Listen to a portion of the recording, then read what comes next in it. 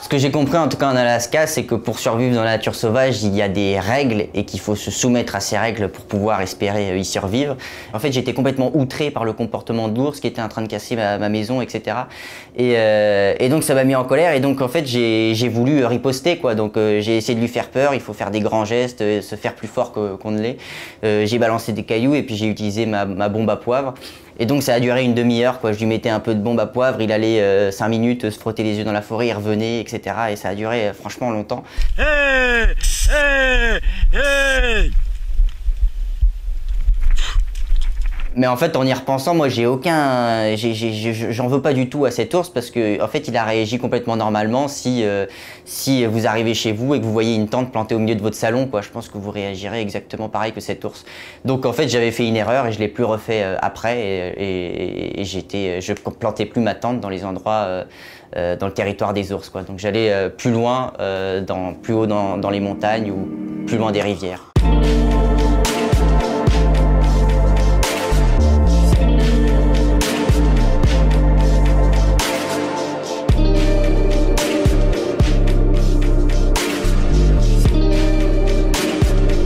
Comme beaucoup de jeunes à cet âge-là, j'étais perdu, donc j'ai décidé de prendre une année de césure, comme ma sœur avait fait, donc j'ai fait pareil qu'elle. Et je suis allé en Australie. J'ai marché pendant une semaine dans une forêt tropicale et c'est là que j'ai découvert la solitude, le silence, l'espace, la vie avec les autres animaux, le fait de devoir s'occuper de soi-même, d'être autosuffisant. Et ça a été plutôt bouleversant et depuis ce moment-là, j'ai décidé de continuer à me rendre dans les espaces les plus sauvages du monde.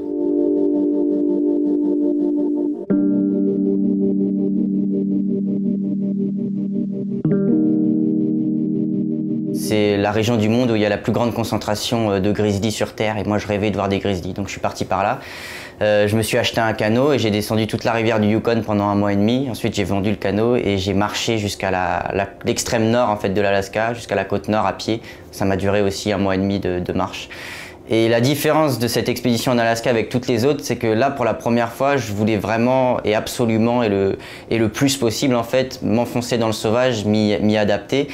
Et ça voulait dire donc ne plus suivre aucune piste, vraiment aller le plus loin possible de toute infrastructure de la civilisation humaine. Et donc c'est la première fois vraiment où je me suis retrouvé dans une nature aussi sauvage que là-bas. Je viens de voir mon premier grizzly. Première approche très cordiale. Oh! Oh putain de sa mère! Et ça, c'est le dîner de ce soir. C'est la première fois que j'attrape un poisson de ma vie, donc je suis un peu excité. J'ai dû, malgré moi, en fait, simplement parce que j'avais mal calculé mes réserves de nourriture, trouver ma nourriture par moi-même. Donc c'est là-bas que j'ai appris à pêcher, j'ai appris à cueillir des baies, des groseilles, des mûres, des myrtilles, des champignons. Et donc j'ai pu être en autosuffisance alimentaire pendant plusieurs jours en Alaska et ça a été une découverte assez fondamentale parce que ça voulait dire que j'étais maintenant plus limité par le temps et j'avais plus besoin de revenir dans la civilisation pour acheter de la bouffe et ensuite revenir dans la nature sauvage. Au fur et à mesure que les jours passent, on finit par comprendre les règles dans lesquelles on se trouve, donc de la nature sauvage, et on finit par s'y soumettre. Et en s'y soumettant, on finit par s'adapter au lieu dans lequel on se trouve, et ça finit par être bien plus facile. Et par exemple, moi, en Alaska, c'est après 2 ou 3 semaines seul dans la nature sauvage que j'ai compris qu'en fait il fallait que je suive des sentiers créés par les animaux, par les grizzlies, les loups, les rennes dans la forêt pour me faciliter la marche. J'ai compris comment il fallait traverser une rivière sans se faire emporter par le courant sur 160 mètres. Enfin, et toutes ces choses-là, elles finissent par venir, par se montrer et c'est plein de détails qu'il faut prendre en compte. Voilà, il faut que je prenne tous les produits qui ont une odeur et que je le foute en haut d'un arbre assez loin de ma tente au cas où. Parce qu'il faut pas que je rencontre de grizzly, il faut pas que j'attire de grizzly, il faut que j'essaye d'être le plus loin possible d'eux. J'ai passé une période de 3 semaines sans voir aucun homme ni aucune infrastructure humaine, c'est-à-dire pas de traces de pas, pas d'avion dans le ciel, pas de route, pas de déchets, enfin que dalle. Et donc ça a été, c'était un peu comme si je revenais à l'origine du monde, quoi, où ça me donnait un peu une vision de ce que pouvait être le monde avant la modernité qui l'a détruit en immense partie. Avant l'Alaska, j'avais l'impression que la nature était vraiment hostile. Et après l'Alaska, j'ai réalisé que ce qui était barbare, c'était de se détacher de la nature, quoi, s'éloigner de la nature.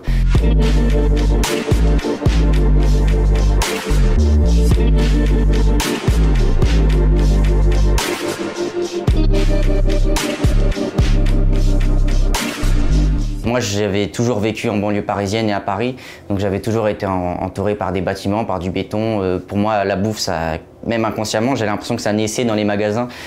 Pareil pour les fringues, etc. Donc j'étais vraiment complètement coupé de toute l'origine des choses. Et rencontrer des gens en fait qui vivaient avec les choses qu'ils créaient eux-mêmes, que des choses qu'ils créaient eux-mêmes, ça m'a fait complètement changer de vision du monde. L'objectif pendant ce voyage, c'était au fur et à mesure des jours, des semaines, des mois, je sais pas, d'effectuer un genre de métamorphose en me séparant de tous les objets industriels de mon sac à dos et en les remplaçant par des alternatives naturelles. Donc là-bas, j'ai appris à me construire un sac à dos en tissant du bambou. Thank you, man. J'ai réussi à me passer de mon duvet en me faisant un manteau en peau de chèvre. J'ai réussi à me passer de ma tente en me construisant des abris, en dormant dans des grottes. Et j'ai réussi à me passer de mon briquet en réussissant à faire du feu par friction avec du bambou.